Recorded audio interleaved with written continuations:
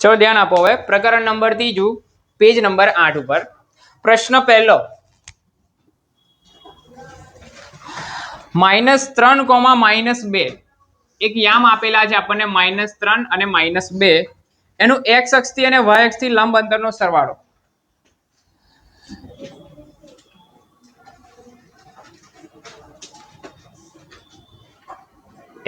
x અક્ષ થી અને y અક્ષ થી લંબ અંતરોનો સરવાળો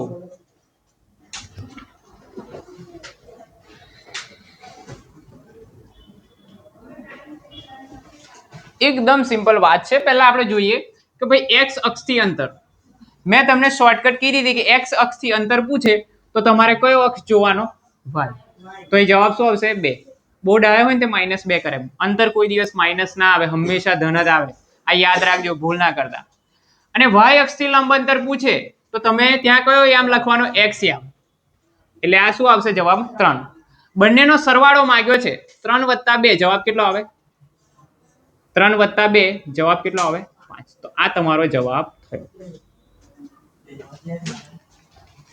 કોઈ તકલીફ બીજું જો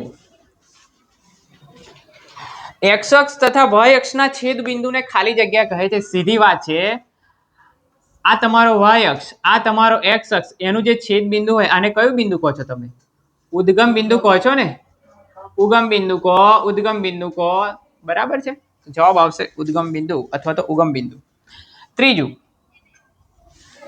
તૃતીય ચરણમાં આવેલ બિંદુનો y યામ ખાલી જગ્યા હોય ધન હોય ઋણ હોય કે પછી શૂન્ય હોય તૃતીય ચરણમાં આવેલ બિંદુનો y યામ ધ્યાન આપો હવે કુલ 4 ચરણ આવે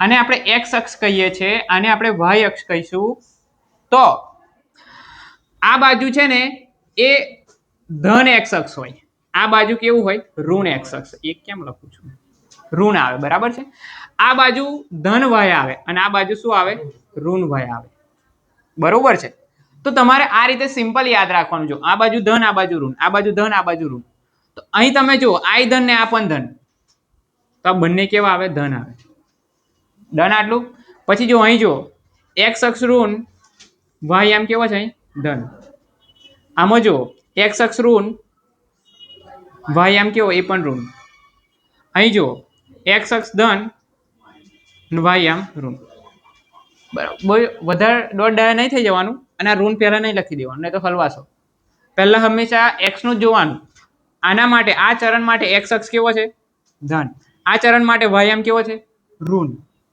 અહીં જો x કેવો છે ધન y કેવો છે ધન અહીં જો x કેવો છે ઋણ y કેવો છે ધન સમજ્યા તો આપણને એવું પૂછે છે કે ભાઈ તૃતીય ચરણ જો આ પહેલું ચરણ આ બીજું ચરણ આ ત્રીજું ચરણ ને આ ચોથું ચરણ આ રીતે ઘડિયાળની ઊંધી દિશામાં જવાનું અને અહીંથી જવાનું સાહેબ હું અહીંથી જાઉં તો બરાબર એવું ના ચાલે અહીંથી જવાનું 1 2 3 અને 4 તૃતીય ચરણ આ ત્રીજા ચરણની અંદર આ તમારો જે y છે એ y કેવો છે ઋણ છે એટલે આનો જવાબ કેવો આવશે હું તમને પૂછું કે ભાઈ ચોથા ચરણની અંદર y કેવો છે ઋણ છે બીજા ચરણની અંદર y કેવો છે ધન પહેલા ચરણની અંદર x કેવો છે ત્રીજા ચરણની અંદર x કેવો છે જો ત્રીજા ચરણમાં કેવો છે ઋણ યાદ રહેશે હવે ઓકે ચાલો હવે જુઓ ચોથું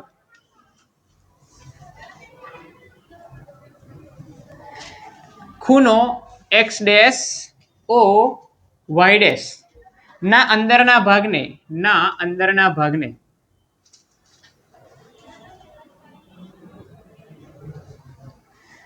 ખાલી જગ્યા ચરણ કહે છે સિમ્પલ વાત છે આના જેવું જ છે જો ધ્યાન આપો ફરી એકવાર અહીં દોરી દઉં છું આપણો x કહેવાય ને તો સામે x ડેશ કહેવાય અહીં y કહેવાનું તો y ડેશ કહેવાય ડન છે આટલું અથવા તો તમે x ધન આ કેવો x ઋણ y ધન y ઋણ ડેશ તરીકે આપણને પૂછે છે o હવે આ o કઈ આવે o એટલે વચ્ચે આવે ઉદ્ગમ બિંદુ o x dash o y dash x dash o y dash બરાબર આની વાત કરી તો આ કયું ચરણ કહેવાય? ત્રીજું ચરણ. સિમ્પલ છે. એ જ રીતે હું તમને કહું એક્સ ઓ વાય કયું ચરણ આવે? X O Y. X O Y પ્રથમ ચરણ આવે. એ જ રીતે હું તમને કહું X O Y dash. X O Y dash કયું આવે? ચોથું આવે. Very good. ચાલો એટલે આપણે આપણો જે જવાબ હતો એ કયો હતો? આ તૃતીય ચરણ. બરાબર, જવાબ આવશે તૃતીય. પાંચમું જુઓ. એક્સ ના યામ છે 3,5 અને વાય ના યામ છે -4,5 ને જોડતી રેખા ખાલી જગ્યા અક્ષને સમાંતર હોય. ને જોડતી રેખા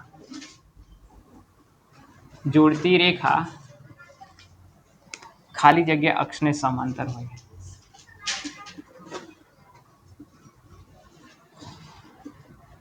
હવે તમે જુઓ, આપણને કીધું છે આ બંને જે છે એને તમે જોડતી, જ્યારે તમે યામ સમતલની અંદર બંનેને દર્શાવશો અને પછી એ બે બિંદુઓને જોડશો તો એ કોને સમાંતર થશે, કઈ અક્ષને સમાંતર થશે એ આપણે બતાવવું છે. એકદમ સિમ્પલ છે.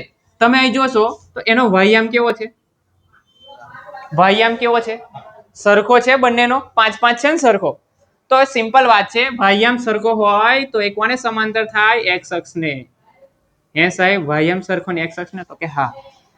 બરોબર છે, ખબર પડી ગઈ? અને જો બતાવવું હોય તો બતાવી શકાય. જુઓ, ધ્યાન આપો. 3,5 ધારો કે આ જગ્યાએ 3, આ જગ્યાએ 5, તો આ જગ્યાએ 3,5 હશે.